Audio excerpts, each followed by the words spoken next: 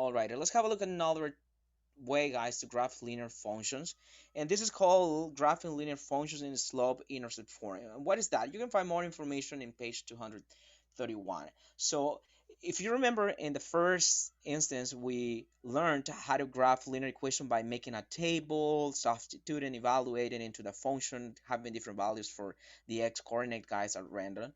But that was a little bit tricky for me, so to be honest, that method, guys, is not, I mean, it's not one of my tests. That's why I want to teach you a new way, guys. And this is called the slope-intercept form. Okay, when you got a function, guys, do you remember that we need to solve for y, right? And then we got a y equals the letter m, which represent any value, x plus another value. This is called, guys, the slope-intercept form. What is that? Because, guys, the value, take a look, the coefficient, guys, the number with the x, guys, that is the slope of the graph. That is the inclination of the graph.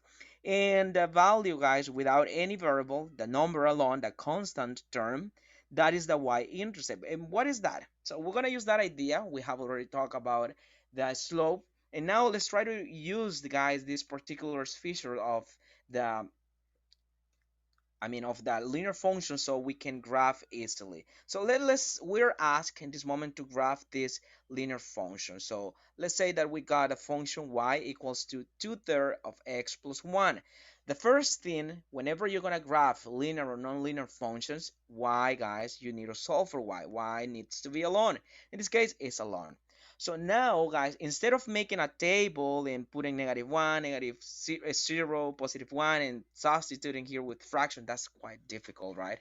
So we're going to use this idea. Okay, and what is that? The first thing we're going to do, so let me just copy here something, okay? The first thing, guys, we're going to do is to identify the information. And what is that? We need to know what is the slope, okay? Okay, I'm going to start off by identifying what is the y-intercept. Can someone tell me what is the y-intercept? According to this information, what is the y-intercept, guys? Is this value, guys? This value that it doesn't have the variable x. What is the value in this case, guys? What is the y-intercept? 1.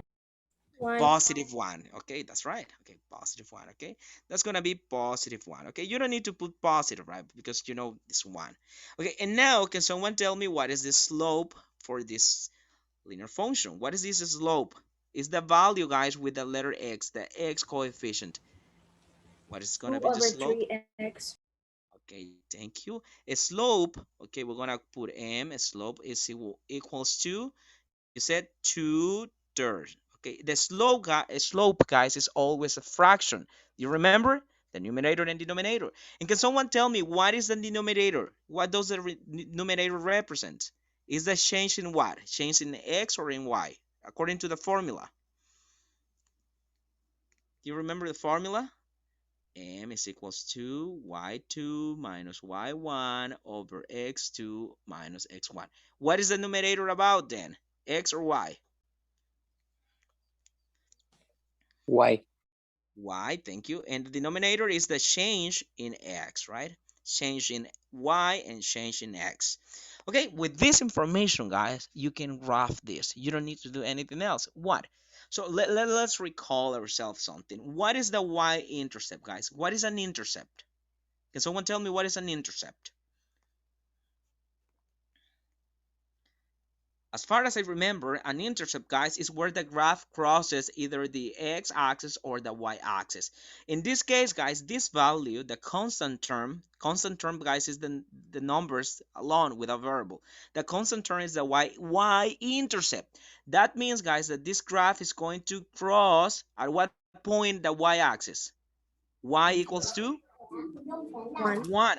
We are going to make a point in y equals to 1. Can someone tell me where is this value in y equals to 1? 0, 1, 2, 1, measure. Okay, it's right here. Y equals to 1. Okay, we're going to have a point here. Okay, y equals to 1. Okay, and guys, since that we know the slope, because this is the slope, we can find another point because the slope tells you, guys, how the inclination of the graph is. Okay, and how are we gonna find that, guys? Just as simple as this. This is the first point. This is gonna be your starting point. Then you need to move according to the slope. The slope is telling you how many units in y should you move from this point, guys. How many units in y? 2. 2. That's right. Okay, from this point, let's move positive. If it is positive, you move up. Okay, positive 2 units. Okay, from this point, 1, 2. I'm gonna color this, guys. I'm gonna color this. Okay, I'm gonna color this 1 and 2. Okay, I just moved 2 units in y. And how many units should I move in x? 3 units. 3 and x. Okay, from this point, okay, 1, 2. From this point, 3 and x. 1, 2, 3. Okay, let's go with 3. 1, 2, and 3. And then I'm gonna get the second point here. You can keep up making more points. Okay, again, you move 2 units up. 1, 2, and 3 units to the next. Again, but you don't need more points, guys. How many points do you need to make a line? Just 2 at least, right? At least you need 2 points. Okay, now, guys, once you got the 2 points, you're gonna get your ruler and make a line, which is exactly what I'm gonna do.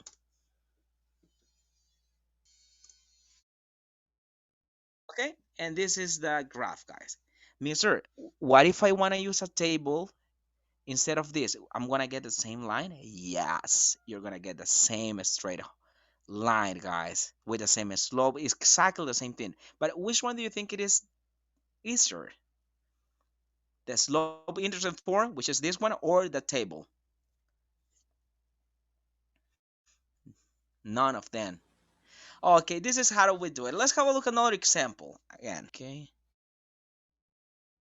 let's dive into the second example. So the first thing, guys, that you need to know, guys, when graphing, either using the slope-intercept form or table or whatever method you want to use, make sure that y is alone. Y needs to be alone. You need to solve for y. Mr. Y is not alone. Okay, let's leave it alone. Okay, what is pissing you off, guys? What is pissing you off? This negative x, right? This negative x. Okay, I'm gonna put it here, guys, at the beginning. So because that is the slope-intercept form. Okay, that x, guys, if I move it to the other side, it's gonna be what? Positive x, right? I don't need to put the positive. It's positive, negative, positive x. And the minus 3, this negative 3, guys, I just get it down. Now, you see, y is alone. Y is equals to x minus 3. That is a function. So now let's identify. Let's identify the values. The first thing is the y-intercept. Okay, y-int. That means y-intercept. And we need to find out what the slope is. Can someone tell me what is the y-intercept? What is the constant term? What is the number? The number alone. -3. Negative 3. Thank you very much. That's the value. Negative 3. That's right. And now, what is the slope? What is the value with the coefficient of the variable x? What is the number here, guys? An imaginary 1. That is a 1, but remember, guys, that the slope is a fraction always, okay? Even though you don't see the number, this is 1. Okay, I put it, but I need another number, guys. I need a fraction. What number should I put here if I need a fraction?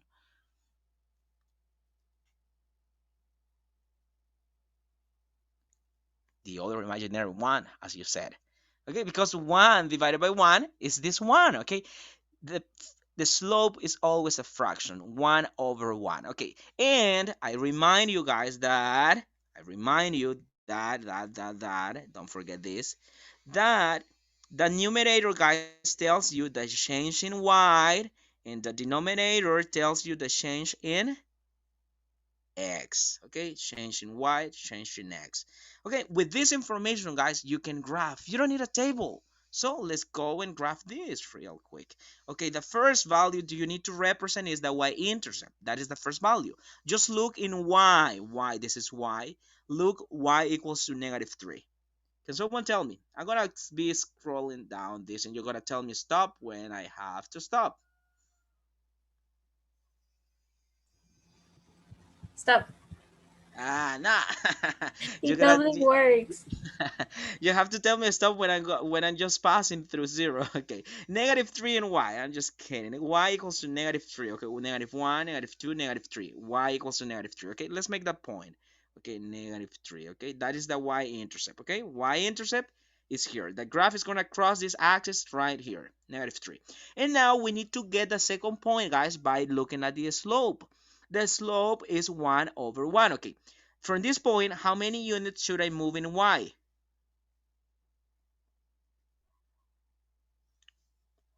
1 unit up, right? When it's positive, guys, you're moving up. Okay, 1 unit up. Okay, from this point, 1 unit up. And how many units should I move in x? In the x direction, 1 as well. Take a look. 1 up and 1 to the right. Okay, 1, 1. And in that way, guys, we get a second point. Okay, the second point is going to be right here. So it's going to be right here. Now, once you got the 2 points, guys, just get a ruler and let's get this line. I'm going to try to get this line, guys. So let me see if I can do this.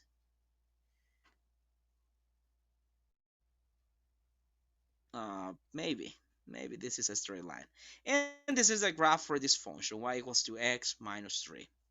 This is how we graph it. We don't need, guys, to make a table. I think this is easier, way easier.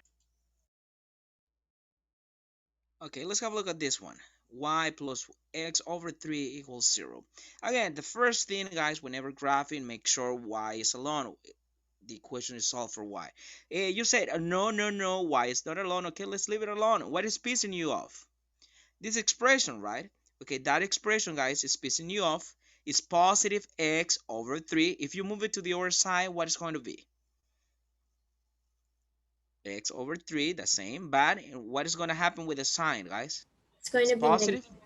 It's gonna be negative. Thank you very much. Negative x over 3. And this 0, guys, is just 0. You don't need to copy it. Okay, you can leave it like that, or if you want to put plus 0, that's up to you. Okay, now y is alone. We're ready to find and identify, by the way, the information, which is y-intercept. Okay, the y-intercept and the slope. Can someone tell me a slope is always a fraction, ratio? What is a y-intercept, guys? This is the slope, and what is the number here, guys? What is this number? This one, the one that you can't see. What is this number? 0. Excellent. If you don't have it, guys, okay, it's 0. Okay, if you don't have it, just put 0. Okay, it's 0. All right, and what is the slope? What is the number with the variable x, the x coefficient? 1 over Negative 3. 1. In the numerator? Negative 1. Okay, it's -1. Thank you. It's 1. Okay, in the denominator? 3. 3. That's right. Okay, even though you don't see this one is 1 and the denominator is 3, just put 3. If you don't have denominator, guys, just you're gonna add a 1, right? And it is negative. Don't forget that detail, guys. It's negative. Okay, with this information, we are completely ready to graph this. Okay, let's go to the coordinate system and help me out. The y-intercept is where the graph is going to cross the y-axis. At what point is going to cross it? At what point are they going to intercept? At what value? 0. 0. 0, and 0 is right here, right at the center. Okay, at this point. Okay, let's make that point. It's right here, mister. Okay, at the center. Okay, and now from this point, this is going to be the starting point. We need to move according to this slope. Okay, I remind you, so sorry that I didn't put it here. I forgot the details. So I remind you, guys, that the numerator, guys, is y, change in y, and the denominator is the change in x. Okay, from this point, how many units should I move in y, guys? -1, so you're moving down. Amazing. When the slope is negative, okay, you move down. Amazing. So you didn't even let me finish the sentence. Excellent. -1 unit down. Thank you. Okay, from this point, mister, go down -1 unit. Okay, let's do it. Okay, from this point, 1 unit's down. Okay, 1 unit down. And how many unit in x? In x, we always move to the right. How many units? 3. 3, right? Okay, let's count. 1, 2, and 3. Okay, and this is where we're gonna get the second point. Okay, let me just make that second point right here. I repeat, take a look. From this point, the y-intercept 0. I move -1 down. Okay, -1 down and 3 in x. 1, 2, 3. Okay, and now let's make the line. All right, and this is how the graph is gonna look like. Easy peasy, right?